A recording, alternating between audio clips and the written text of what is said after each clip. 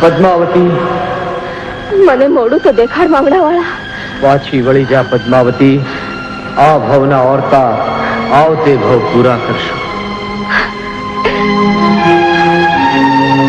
એમ જ હો તો વાણિયાની વહુવારું થઈ વેલડામાં બેસીને સંસારની સાહેબી ન ભોગવત. પણ મારું એ કામ નહીં વાળા.